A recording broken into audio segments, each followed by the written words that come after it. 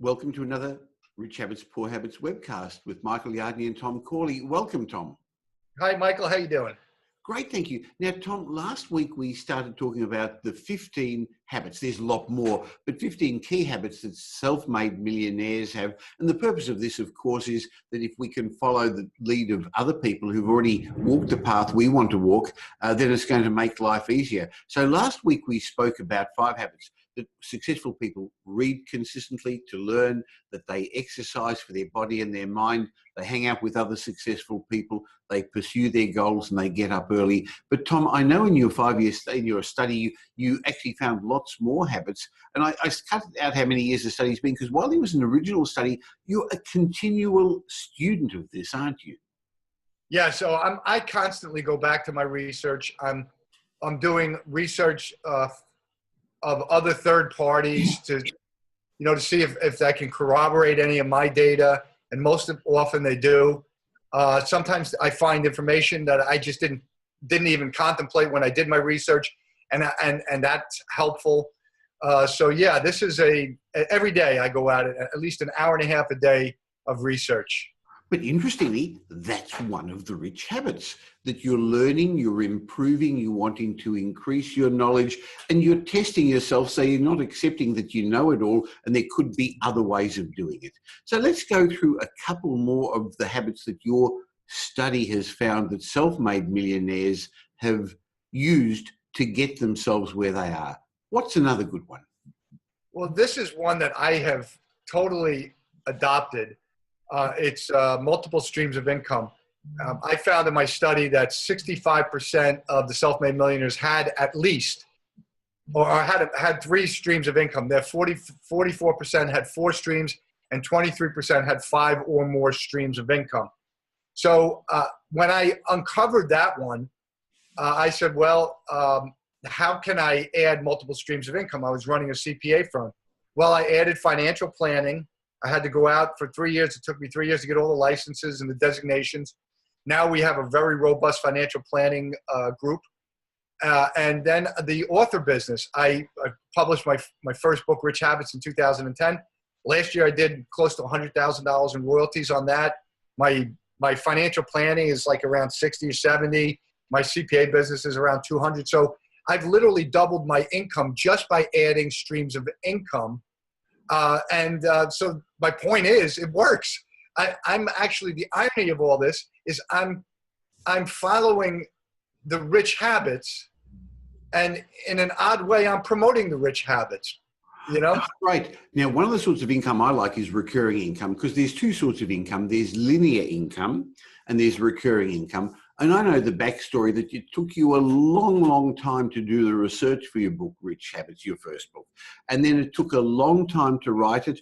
And then it was a hard road to get it out there. So you were prepared to delay gratification and look forward. And now that you've got it, now that you've done it, you've got recurring income every month.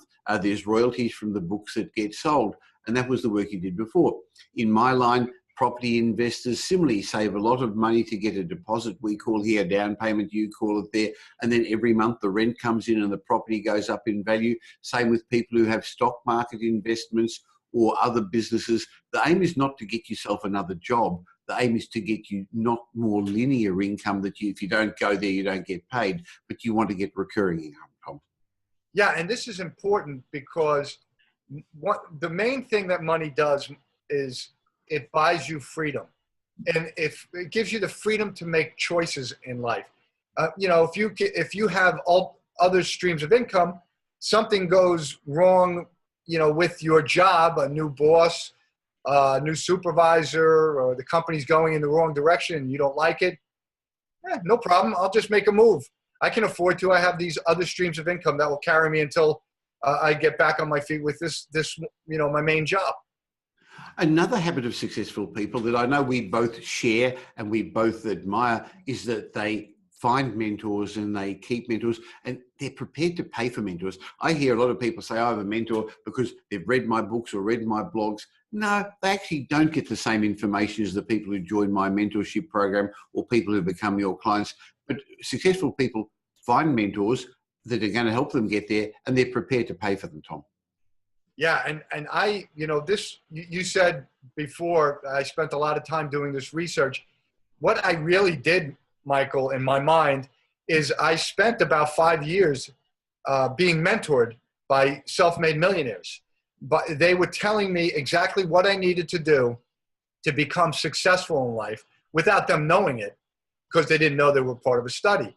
But I was literally mentored by 233 millionaires.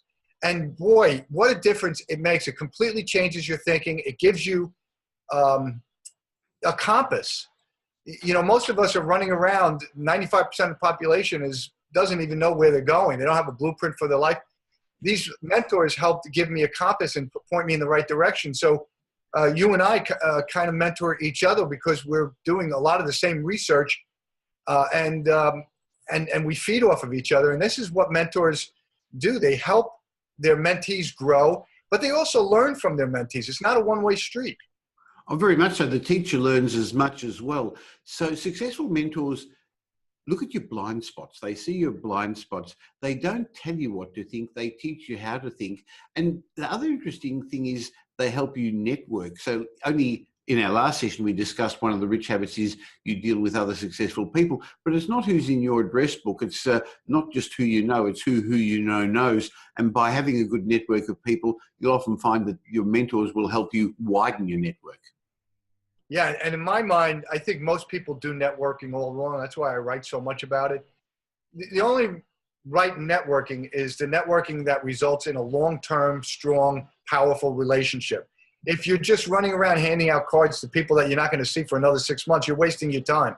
That's why I adopted one of the rich habits from my study, which was volunteering. I figured, well, this is what the self-made millionaires do. I'm just going to do it too. Boy, Michael, I have gotten more clients and met more wealthy people just by volunteering. And now I'm the president of the Ashley Lauren Foundation. I rose, up the ladder, I guess you could say, and I'm running it now. And this is great because I have people who I'm giving direction to and who are helping me and the organization who are very successful people in the community. Some of them are high-ranking politicians in New Jersey and worth 30, 40, 50 million dollars that are on our board. So these are people that open up doors like that, Michael. They make a phone call, and the next thing you know, you're doing an interview for CBS, or you've got a new client. They instantaneously can help you become successful. But in order to get that instantaneousness, you have to build a relationship with them. You can't just hand them a business card. Very much so. It's a lot about relationships. Another rich habit of self-made millionaires, Tom, is that they're positive. It's the way they think, isn't it? Yeah, and I think we mentioned this in a previous interview, and I want to reiterate how important a positive mental outlook is. When you have a negative outlook on life, your prefrontal cortex is impaired. It doesn't work properly. Your brain is being guided, your actions and your behavior and your thinking and your emotions are all being guided by the emotional parts of your brain, which is your limbic system and your brainstem. So when your amygdala is calling all the shots instead of your prefrontal cortex, your brain isn't working properly. You want to get your whole 100% of your brain working. The only possible way, and this is not me saying it, this is research, this is backed by neurological research, is a positive mental outlook. That activates all of the parts of the brain. The problem, Tom, is that most people are completely unaware of their thoughts, positive or negative, because to them, most people are thinking what's logical in their mind, but they don't see their negative outlook. And we come across people like that all the time. So that's one of the reasons you hang around with positive people, because they're going to pull you up. You avoid hanging around with negative people who are going to pull you down. But another is to become aware of the way you are thinking, the things you are doing, because you are where you are today because of the thoughts that you've had, which have created the actions that you've done, which have created the results that you've got. Tom, another interesting trend about self-made millionaires is they don't really follow the herd, do they? But there seems to be safety following the crowd. Well, it's a genetic mutation, honestly, Michael, to herd. In the herd is safety. If you go back to the caveman days when, we found safety in the herd from predators. So it's thousands of years of genetic manipulation and cultural and behavioral manipulation. So, but what I found in my research, and you found it too, is the rich just don't follow the herd. They actually create their own herd. You're a perfect example of that. Metropole, how many people do you have in your herd? You have thousands and thousands of people. They create their own herd. And what I found that's interesting is millionaires have hundreds of people in their herd. Decamillionaires have thousands, and billionaires have millions of people in their herd. So the more people that are in your herd and following you, the more successful and wealthy you're going to be. I guess the corollary of that is if you do what everyone else does, you're going to get the same results that they do. And that's not a very pretty picture, is it, Tom? No, not when 95% of the population are either middle class or struggling financially. Well, we're working through 15 habits of self-made millionaires, and one more for this session, Tom. What's one more you'd like to leave us with? Well, you know, I just posted something today on the internet. I thought it was really interesting. It was a place setting, you know, plates and forks and spoons. And anyway, I you know, because in my book, Rich Kids, I spent a whole chapter on etiquette because it was a rich habit. It was one of the things that the wealthy people in my study, you know, kind of developed. They forged a habit of having proper etiquette. Why? Because you're going to be at functions, you're going to be at events. You have to know how to have the proper etiquette. Say please, thank you, may I. You know, we all know these things, but you know, you also have to know how to eat at a dinner setting.